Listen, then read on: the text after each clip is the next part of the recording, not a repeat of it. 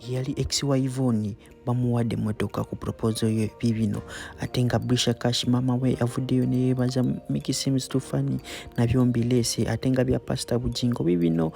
Susan Makula mazina wa y'abaana nga nyongera okujjukiza Hajjat Kalodo agamba janga kulombereddwa ebizibu birenga biteteranga omulimu go obanga olina abakutetenganya ku mulimu oba olinaki bambiye mu inboxing number esembe 67 abenga kuyamba olunaku olwaleero Pastor Bujingo wamu ne Teddy ndowooza mu bamanyi ebya Susan Makula okutwala abaana ba Teddy Bujingo bibino Susan Makula amaze n'abaana agamba ye talina buzibu ku baana ba Teddy Bujingo era nga ye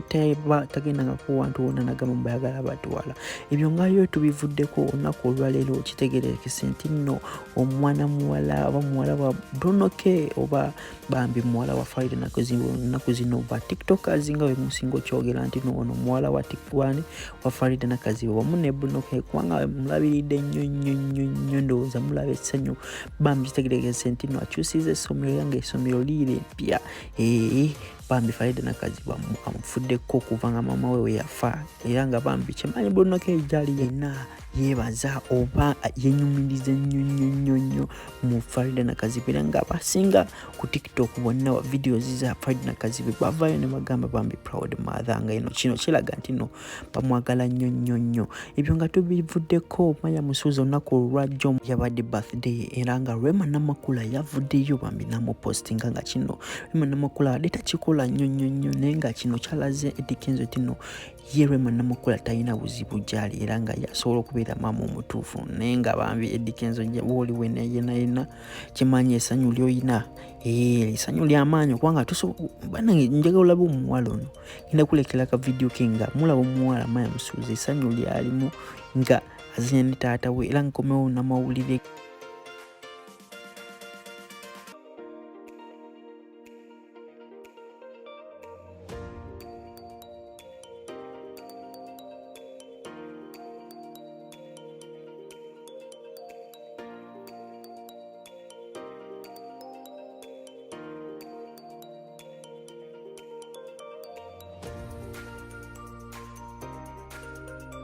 ate ng'ebyo bya Maya Musuuza tubivuddeko olunaku olwajjo Yvoone Nakankaka oba muyite ex wa Cephco yafunye omubeezi era nga omusajja bambi yamupropose nze mugenda bamumulaba mikwano gye gisinga gyonna gyaziriseerwa oba badde tebakikiriza kubanga kitegeerekese nti nono omusajja adde yakamwagalira just myezi 2 naye nga omusajja bambi kyereka yalaze nnyo interest n'agamba nze Yvoone sigenda kukola ebya Dr Cephco ngenda kutwala ewaka era ngenda kwanjula ngammwe abaganda abasinga we mukyogera muno bagenda kolaki bagenda mwanjula anytime era nga kyetegeerekese nti nekirabo kye bamuwadde ekyemotoka ennaku olwaleero oba olw'eggulu bagenda bakolaki bagirevealinga nga kino kituwa ekyokuyiga nti no not everything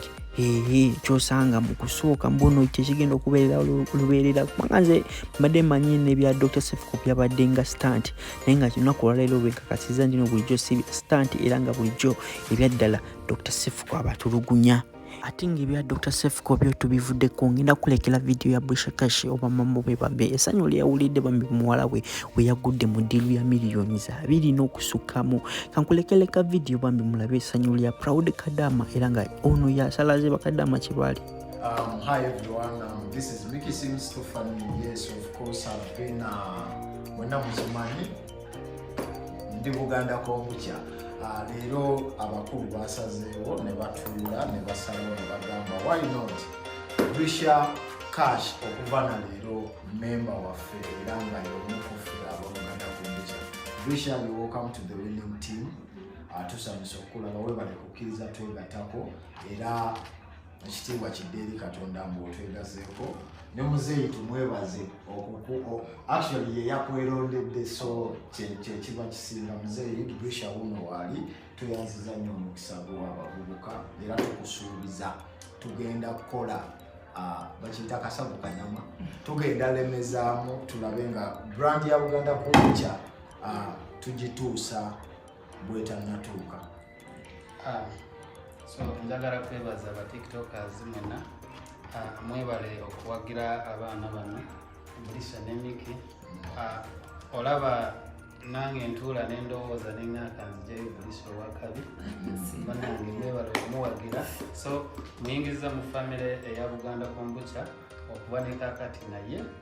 memba naye Buganda okuva na leero ne Bulisha Buganda Kombucha. By the way, I'm so happy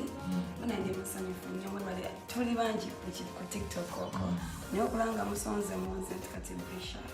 banange nebazanyira